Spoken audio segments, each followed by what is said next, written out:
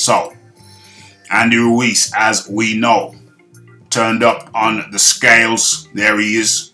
Wouldn't take his vest off. Sucked his belly in to make it look like he just packed on pure muscle. I never believed that. Did you believe that? I never believed that. That's not pure muscle. But anyway, so turns up and hits the scale 16 pounds heavier than he had done in their previous matchup, in their previous meeting, June the 1st, in Madison Square Garden, New York. Okay, so Andy Ruiz turned up 16 pounds heavier. Some people said it was muscle. Some people said he had weights in his shoes. His phone was heavy. His sombrero must have weighed at least 2 pounds, 5 pounds, whatever. 5 pound sombrero. Certainly got the neck for it. He could hold that. Keep it perched on the ears. So, Andy Ruiz Jr. came in and simply put, he got outboxed. Anthony Joshua put a boxing clinic on the guy who thought he was the better boxer. Andreas the Punch Ruiz had been boxing since he was 6 years old. Anthony Joshua started at 18 years old. So Andreas the Punch Ruiz figured he had 12 years more on Anthony Joshua. 12 years more. And as such, also a deep amateur pedigree. And as such, bearing in mind that he finished him by TKO, referee stoppage in the previous fight, I believe that Andy Ruiz Jr. simply thought he was the better boxer, the better man in the squared circle. Simply thought he was the better man. That bred complacency to an already lazy trainer. Andreas the Punch Ruiz is a lazy trainer. He's all good with the fight. He's all good with the fight, but we have to ask the question, why did so many of his fights when he was with Top Rank get called off and cancelled? Was it technical difficulties? Was it external factors? Or was it the case that Andreas the Punch Ruiz simply wasn't getting in condition, and so fights had to be called off in the past? Is it that? Andreas the Punch Ruiz is a lazy guy. He's naturally a lazy person. Mentally a lazy person. Doesn't want to put the work in. When has he ever shown up in shape? It's like one of those people who just eat too much and they say they're going to go on a diet next week. Next week comes, they say, oh no, I ate the burrito. No, so we're going to start next week now. We're going to start the diet next week now. We're going to start the training camp in 2 weeks' time. I know we were supposed to start it 2 weeks ago, but we're going to start it. I've had obligations. We're going to start the training camp in 2 weeks' time. He's a lazy guy. In the ring, we had two guys there, and one of them had a championship mentality, and the other did not. Look at that. Look at that. Can this guy ever step foot back in Mexico after that? I mean, the poor performance started before he even stepped in the ring. The poor performance started when he turned up to training camp, 2 weeks late? He got aired out. Go see my video. He got aired out by Manny Rubles, his trainer. Said, I don't know where he is. He's supposed to be here. But he isn't here. He was supposed to be here last week. But he isn't here. He's doing some stuff on his own, on the treadmill. But we need him in camp. We need him in camp. And Manny Rubles had to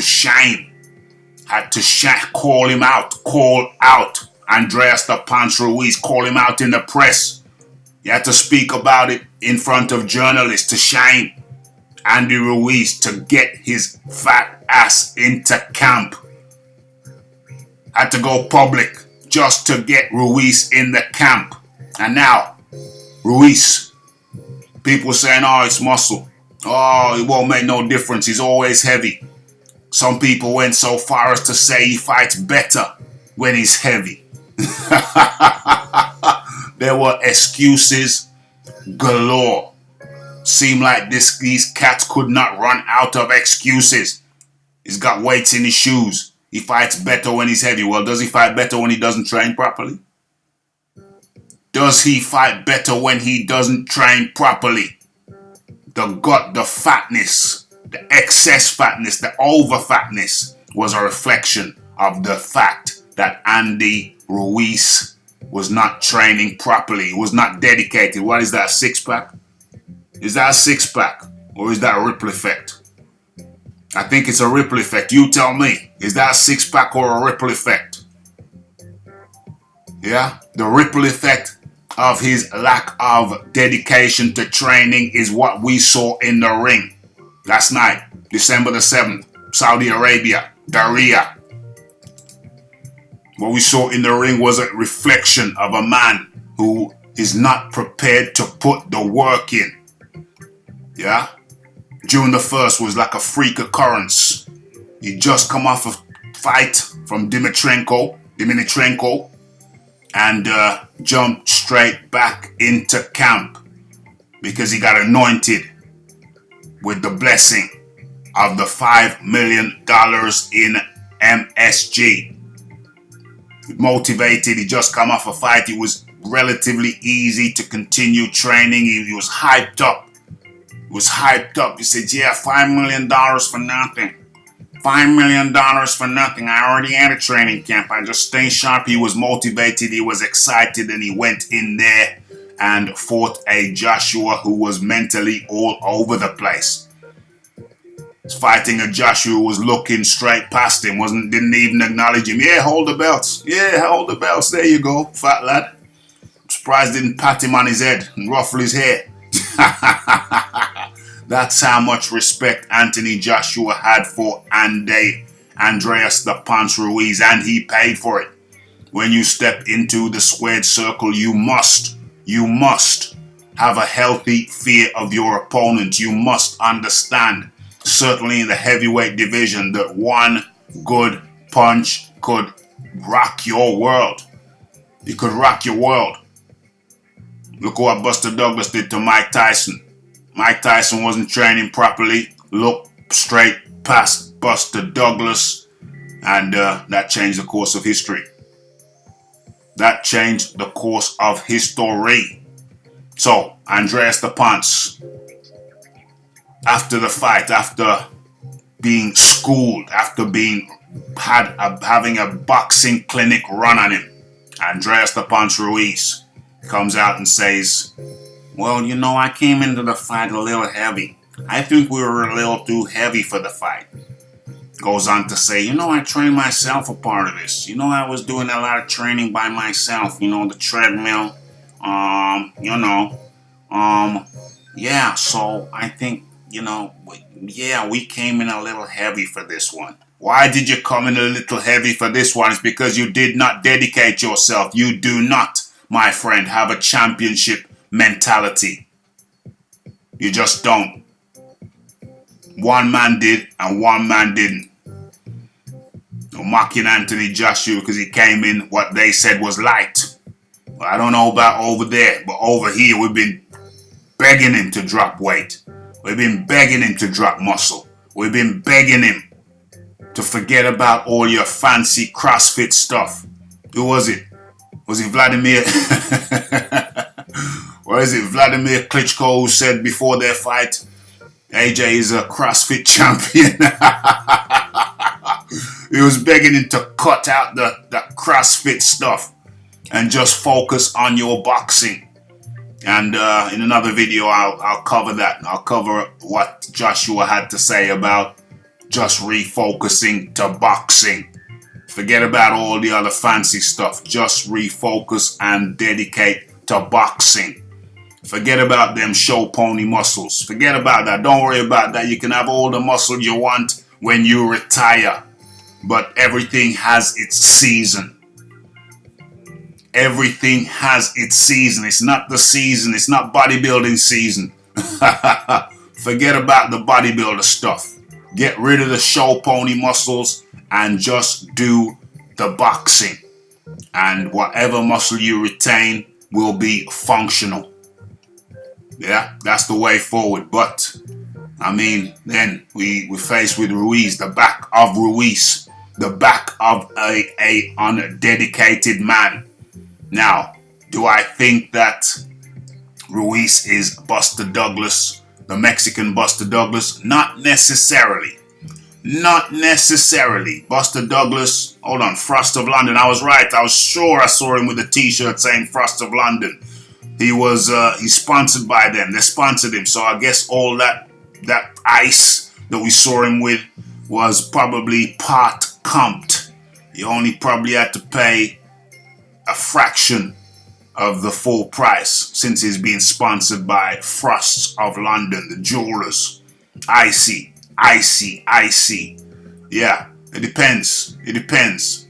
Is he the Mexican Buster Douglas? That entirely depends on his level of dedication. You see, Buster Douglas, after he'd won that large sum against Mike Tyson, or a decent sum, went on to make a large sum against Evander Holyfield. He got his ass busted up.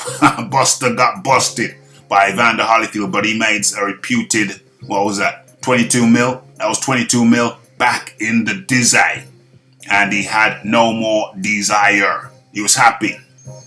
Got one decent payday from Tyson and a bumper payday from facing Evander Holyfield. Now, this might be different in Ruiz's case because he's greedy. He's a naturally greedy fella. He's greedy for the food. He's greedy for the bling. He's greedy for the fancy whips. And that takes money. He splurged already. Splurged away his first big paycheck. And so we needed this one just to bounce out the books. But I suspect that Ruiz might be greedy for more money, more fame, more adulation. He's already embarrassed himself in front of his Mexican people. I don't know even if he can go back to Mexico City. The Mexican president, I don't know if he'll see him.